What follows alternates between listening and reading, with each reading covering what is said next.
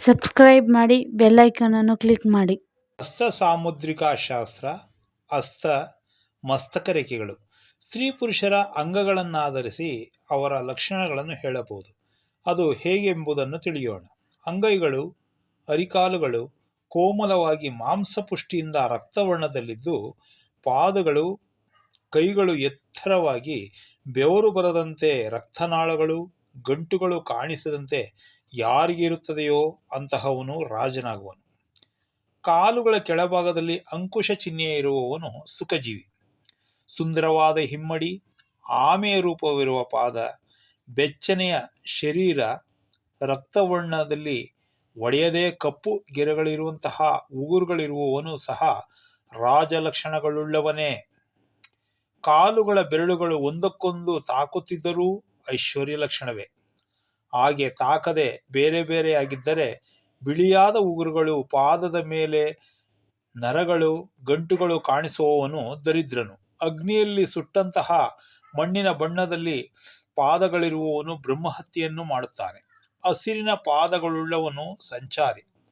ಕಪ್ಪನೆಯ ಪಾದಗಳಿರುವವನು ಕುಡುಕನಾಗುವನು. ಬಿಳಿಯ ಪಾದಗಳಿರುವವನು ಆಹಾರ ಪ್ರಿಯನು.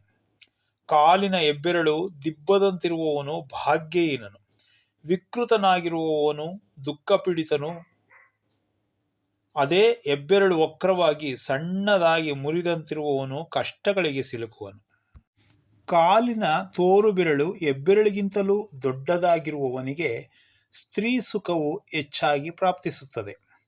ಕಿರುಬೆರಳು ಸಾಮಾನ್ಯಕ್ಕಿಂತಲೂ ದೊಡ್ಡದಾಗಿರುವವನು ಚಿನ್ನವನ್ನು ಹೊಂದುವನು. ಉಗುರುಗಳು ಹಾಳಾಗಿ ಹೋದಂತೆ ಕಾಣಿಸುವವನಿಗೆ ಶೀಲವಿರುವುದಿಲ್ಲ. ಹಾಗೆಂದು ಕಾಮಭೋಗವು ಅನುಭವಕ್ಕೆ ಬರುವುದಿಲ್ಲ. ತೊಡೆಗಳ ಮೇಲೆ ಕೂದಲುಗಳು ಇದ್ದರೆ ಧನವು ನಿಲ್ಲುವುದಿಲ್ಲ.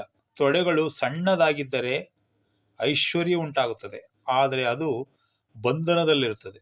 ಜಿಂಕೆಗೆ ಸಮಾನವಾದ ಜಗನವಿರುವವನು ರಾಜ್ಯವನ್ನು ಸಂಪಾದಿಸುತ್ತಾನೆ. ಉದ್ದವಾಗಿ ದಿಬ್ಬವಾಗಿರುವ ತೊಡೆಗಳಿರುವವನು ಐಶ್ವರ್ಯವಂತನಾಗುವನು. ಹುಲಿ ಅಥವಾ ಸಿಂಹದ ತೊಡೆಗಳಿರುವವನು ಧನಿಕನಾಗುವನು. ಮೊಣಕಾಲುಗಳು ಮಾಂಸರಹಿತನಾಗಿರುವವನಿಗೆ ಪರದೇಶ ಮರಣವು ಪ್ರಾಪ್ತಿಸುತ್ತದೆ. ವಿಕಟ ಜಾನುವುಳ್ಳವನು ದರಿದ್ರನಾಗುವನು. ಮೊಣಕಾಲುಗಳು ಸ್ವಲ್ಪ ಕೆಳಕ್ಕೆ ಇರುವವನು ಯಾವ ಹೆಣ್ಣನ್ನಾದರೂ ಪಡೆಯಬಲ್ಲನು. ಅಲ್ಲಿ ಹೆಚ್ಚು ಮಾಂಸವಿರುವವನು ರಾಜನಾಗುತ್ತಾನೆ.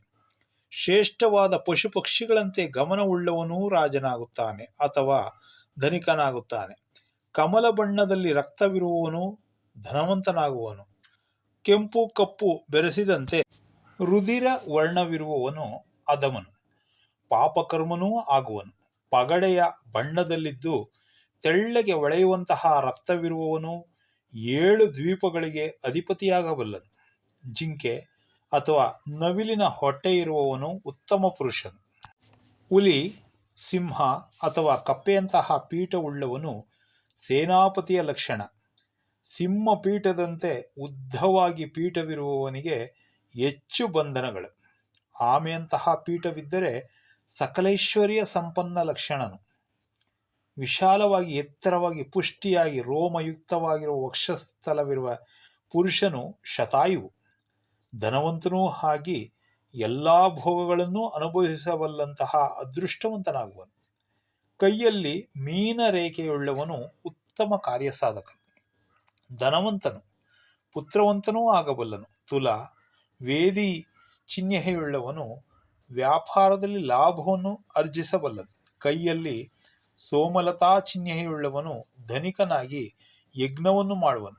ಪರ್ವತ, ವೃಕ್ಷ ಚಿಹ್ನೆಗಳಿರುವವನ ಬಳಿಯಲ್ಲಿ ಲಕ್ಷ್ಮೀದೇವಿಯು ಸ್ಥಿರವಾಗಿರುತ್ತಾಳೆ. ಅನೇಕ ಸೇವಕರಿಗೆ ಒಡೆಯನಾಗಬಲ್ಲನು. ಶೂಲ, ಬಾಕು, ಬಾಣ, ತೋಮರ, ಖಡ್ಗ ಅಥವಾ ಧನಸ್ಸುಗಳಂತಹ ಚಿಹ್ನೆಗಳಲ್ಲಿ ಯಾವುದಾದರೊಂದನ್ನು ಕೈಯಲ್ಲಿ ಧರಿಸಿರುವವನು ಯುದ್ಧದಲ್ಲಿ ವಿಜಯನಾಗುವನು. ಧ್ವಜವಾಗಲಿ ಶಂಖವನ್ನಾಗಲಿ ಧರಿಸಿದ್ದರೆ ಸಮುದ್ರ, ಆಕಾಶಯಾನಗಳನ್ನು ಮಾಡಿ ವ್ಯಾಪಾರದಲ್ಲಿ ಹೆಚ್ಚು ಲಾಭವನ್ನು ಗಳಿಸುತ್ತಾನೆ. ಶ್ರೀವತ್ಸ, ಕಮಲ, ವಜ್ರ, ರಥ ಅಥವಾ ಕಳಸ ಚಿಹ್ನೆಗಳಿರುವ ಪುರುಷನು ಶತ್ರುರಹಿತನಾದ ರಾಜನಾಗುವನು. ಬಲಗೈನ ಹೆಬ್ಬೆರಳಿನಲ್ಲಿ ಯವಧಾನ್ಯದ ಗುರುತು ಇರುವವನು ಸಕಲ ವಿದ್ಯೆಗಳಲ್ಲಿಯೂ ಪ್ರವೀಣನಾಗುತ್ತಾನೆ, ಪ್ರವಕ್ತನೂ ಆಗಬಲ್ಲನು. ಕಿರುಬೆರಳಿನಿಂದ ತೋರು ಬೆರಳಿನ ಮಧ್ಯದವರೆಗೆ ನಿಲ್ಲದೆ ಪಯಣಿಸುವ ರೇಖೆಗಳುಳ್ಳವನು ಪ್ರಸ್ತುತ ಕಾಲದಲ್ಲಿಯೂ 100 ವರ್ಷಗಳವರೆಗೆ ಜೀವಿಸುತ್ತಾನೆ. ಹಾವಿನ ಹೊಟ್ಟೆಯಂತೆ ಹೊಟ್ಟೆ ಇರುವವನು ಅಧಿಕ ಭೋಜನನು ಹಾಗೂ ದರಿದ್ರನೂ ಆಗುವನು. ವಿಶಾಲವಾಗಿ, ಅಗಲವಾಗಿ, ಗಂಭೀರವಾಗಿ, ಗುಂಡಾಗಿರುವ ಒಕ್ಕಳು ಇರುವ ಪುರುಷನಿಗೆ ಧನಧಾನ್ಯಗಳು, ಸಕಲ ಭೋಗಗಳು ಇರುತ್ತವೆ. ಕುಳ್ಳಗೆ ನೀಚವಾಗಿರುವ ನಾಭಿ ಇರುವವನಿಗೆ ಹಲವಾರು ದುಃಖಗಳು ಸಂಭವಿಸುತ್ತವೆ. ಬಲಿಗೆ ಅಂದರೆ ಒಕ್ಕಳಿನ ಮೇಲಿನ ಹೊಟ್ಟೆಯ ಮೇಲೆ ಬೀಳುವ ಸಣ್ಣನೆಯ ಉಬ್ಬು, ಕೆಳಗೆ ವಿಷಯವಾಗಿರುವ ಒಕ್ಕಳಿರುವವನಿಗೆ ಧನಹಾನಿಯುಂಟಾಗುತ್ತದೆ.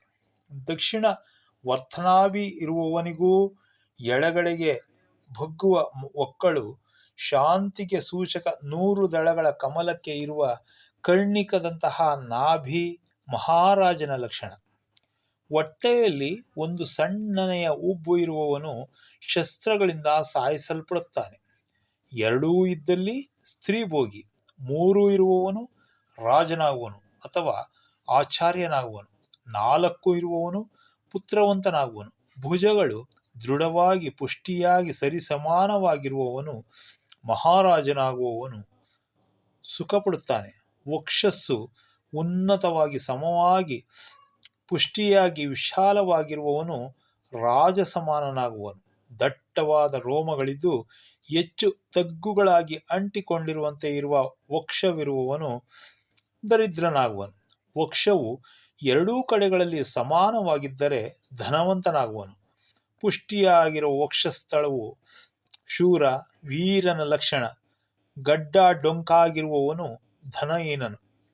ಉನ್ನತವಾಗಿ ಸಮಾನವಾಗಿದ್ದರೆ ಭೋಗಿಯಾಗುವನು. ಬಲವಾಗಿಲ್ಲದೆ ಅಣಗಿರುವಂತೆ ಕಾಣಿಸುವ ಕತ್ತನ್ನುಳ್ಳವನು ಧನಹೀನನಾಗುವನು. ಎತ್ತಿನಂತೆ ಪುಷ್ಟಿಯಾಗಿರುವ ಕತ್ತನ್ನುಳ್ಳವನು ವೀರನಾಗುವನು. ಜಿಂಕೆಯಂತಹ ಕತ್ತು ಇರುವವನು ಅದರಂತೆಯೇ ಅಂಜುಬುರುಕನಾಗುವನು. ಗಿಳಿ, ಒಂಟೆ, ಆನೆ, ಕೊಕ್ಕರೆಯಂತೆ ಉದ್ದವಾದ ಕತ್ತು ಇರುವವನು ಅಂಥವನ ಬಳಿ ಧನವೇ ಇರುವುದಿಲ್ಲ. ಸಣ್ಣನೆಯ ಕಂಠವಿರುವವನು ಧನಿಕನು, ಭೋಗಿಯಾಗುವನು. ಭುಜಗಳು ಮೇಲಕ್ಕೆ ಎಳೆದಂತಿರುವವನು ಬಂಧನದಲ್ಲಿ ಸಿಲುಕುವನು. ಸಣ್ಣನೆಯ ಭುಜಗಳು ದಾಸನಿಗೂ ಎತ್ತರ ಕೆಳಗಳಿಗೆ ಭುಜಗಳಿರುವವನು ಕಳ್ಳನಾಗುವನು.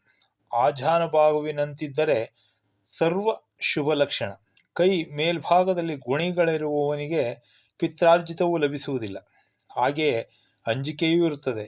ಎತ್ತರವಾಗಿದ್ದು ಕರತಲವಿರುವವನು ದಾನಿಯಾಗಬಲ್ಲನು. ಕರತಲವು ವಿಷಮವಾಗಿದ್ದರೆ ಅವನ ಜೀವನವೂ ಸಹ ಏರಿಳಿತ ಉಂಟಾಗುತ್ತದೆ. ಮೇಣದಂತೆ ಕೆಂಪಗೆ ಅಂಗೈಗಳುಳ್ಳವನು ರಾಜನಾಗುವನು. ಹಚ್ಚ ಹಸಿರಿನ ಕರತಲವಿರುವವನಿಗೆ ಜೀವನದಲ್ಲಿ ಗೊತ್ತು ಗುರಿ ಇರುವುದಿಲ್ಲ. ಅದೇ ರೀತಿ ಕಪ್ಪಗೆ ನೀಲಿಮಯವಾಗಿದ್ದರೆ ಅಂತಹವನು ಮತ್ತು ಬರುವ ಪದಾರ್ಥಗಳನ್ನು ಸೇವಿಸುವವನಾಗುವನು. ಒರಟಾಗಿದ್ದರೆ ನಿರ್ಧನನಾಗುವನು.